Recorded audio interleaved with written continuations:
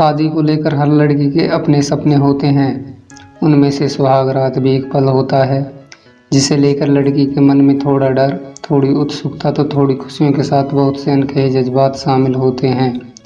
ऐसी ही कुछ कशमकश में सोनाली भी फंस गई थी। सोनाली की शादी को 14 दिन हो चुके थे, लेकिन सोनाली की ना ही अभी तक सुहागरात मन पाई थी, ना ही वो हनीमून पर ही जा सकी थी। ऐसा भी नहीं था कि उसके पति राजू उसे पसंद नहीं करते थे, लेकिन रीत रिवाज और परंपराओं के नाम पर राजू और सोनाली को मिलने का मौका ही नहीं मिल पाया था। सोनाली जब भी राजू को देखती उसके मन में एक अलग सी हलचल महसूस होती।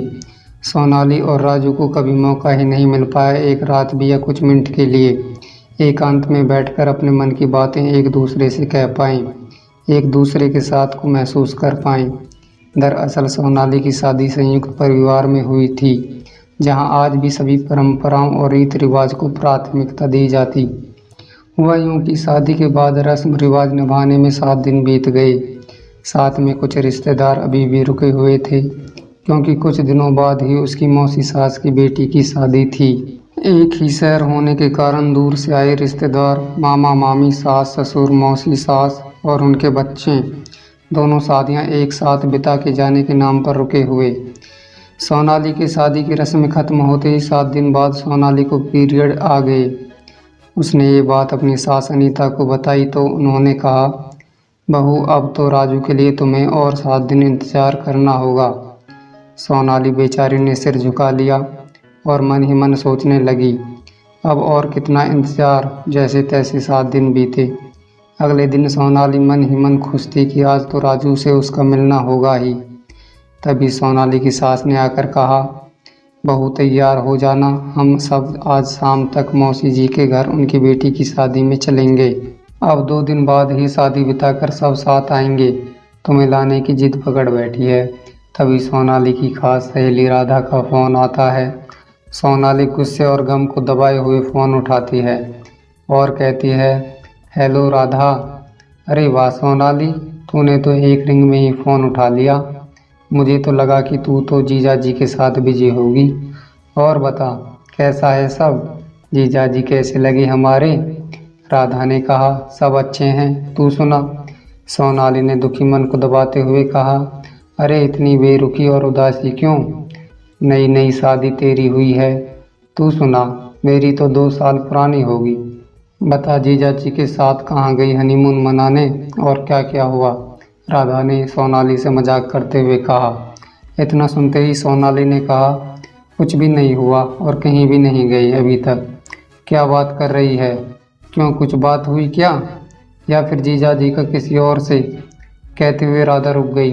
तब सोनाली ने कहा, नहीं राधा, लेकिन इनके लिए परिवार पहले है और स्वभाव भी बहुत ही शर्मिला है। खुद की बीवी को सबके सामने नज़रें उठाकर नहीं देखते। कुछ चाहिए तो माँ जी को आवाज़ लगाते हैं। मैं तो कुछ भी नहीं जानती और पूरी बात बताई। राधा ने कहा, अब तो तुझे फिर शादी बीतने का इंतज़ार करना होगा, क्योंकि तू और क्या कर सकती है, किसी और से कह भी नहीं सकती। बुजुर्गों के लिए तो औरतों का इस बारे में बात करना तो दूर, सोचना भी पाप है। और कहीं राजू जीजा जी की भी सोच ऐसी ही निकली तो? क्योंकि इन काम की पहल तो पुरुषों को ही करनी होती है। हमारे समाज में तो अपने पति से इस बारे में खुलकर अभी तक नहीं बात कर पाती। तभी रमा ने बात काटते हुए कहा, लेकिन मैं तो करूँगी, क्योंकि मुझे इसमें कोई पाप नज़र नहीं आता। राधा ने कहा, क्या कह रही है तू? तुझे शर्म नहीं आएगी कहने में? सोनाली ने कहा, राधा मुझे नहीं लगता कि इसमें कोई शर्म की बात है, वो भी जब बात अपने पति से ही करनी हो। तो चल रखती हूँ। सोनाली के ससुराल में उसकी कोई हम उम्र ननद या जेठानी भी नहीं, जिससे वो अपने दिल की बात कह पाती। राजू भी सबके सामने बोलने में संकोच करता। इकलौती बहू और परिवार के नियमों बीच सोनाली के अरमान पिस रहे थे। सोनाली आज मौके की तलाश में थी कि तभी राजू ने आवाज़ दी और कहा, सोनाली, माँ ने कुछ उपहार कमरे में रखा था, वो जरा देना, माँ मांग रही है। उपहार पकड़ाते हुए सोनाली ने कहा, ये रहा, लीजिए। राजू जैसे ही उपहार लेकर जाने लगा तो सोनाली ने कहा, सुनिए, मुझे आपकी पत्नी बनना है। राजू ने पलटकर आश्चर्य भरी नज़रों से देखते हुए कहा, मतलब मैं समझा नहीं। पत्नी ही तो हो तुम मेरी, शादी हुई है हमारी। मतलब ये कि सिर्फ सिंदूर और नाम से नहीं, अधिकार भी चाहिए। 2 पल आपका साथ जहां मैं आपको महसूस कर सकूं। झुकी नज़रों से एक सांस में सोनाली ने अपनी बात कह दी। राजू बिना कुछ बोले वहां से चला गया। सोनाली को यह देखकर बहुत गुस्सा आया और वो गुस्से में अपने कपड़े पैक करने लगी। शाम को जब सब तैयार हो गए तो अनीता जी ने राजू से कार निकालने के लिए कहा और सोनाली को आवाज़ लगाते हुए कहा, बहू जल्दी करो। सोनाली कमरे से निकलने लगी, तभी राजू कमरे में आ गया। सोनाली ने अचानक कमरे में राजू को देखकर कहा, मैं आ ही रही थी बस। तब तक राजू ने सोनाली की बाहें खींचकर गले से लगा लिया। सोनाली ने शर्माते हुए कहा, अरे ये क्या कर रहे हैं, छोड़िए अभी कोई आ जाएगा। चलिए वरना माँ जी गुस्सा हो जाएंगी। कोई नहीं आएगा, सब शादी में गए, घर पर सिर्फ हम दोनों ही हैं, राजू ने कहा। आज जब राजू ने सोनाली को अपनी बाहों में लिया तो सोनाली को लगा जैसे उसके मन में गिटार में कोई रोमांटिक धुन बज रही हो।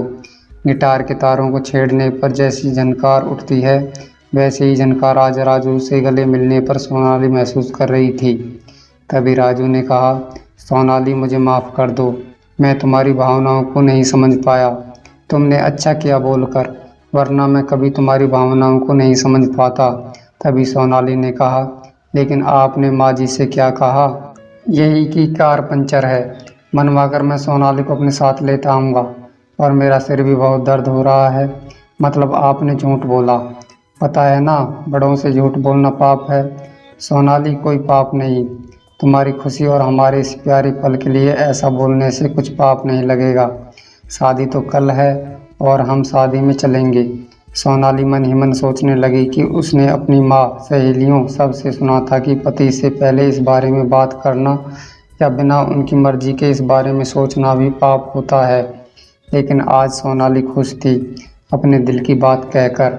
दोस्तों, आपको मेरी कहानी कैसी लगी हमें कमेंट्स करके ज़रूर बताएं। अगर आपको हमारी ये कहानी अच्छी लगी है तो प्लीज़ हमारे चैनल को सब्सक्राइब कर दें और ऑल बेल नोटिफिकेशन को प्रेस कर दें, जिससे हमारी आने वाली वीडियोज़ आप तक पहुंच सकें और हमारा सहयोग करें। धन्यवाद।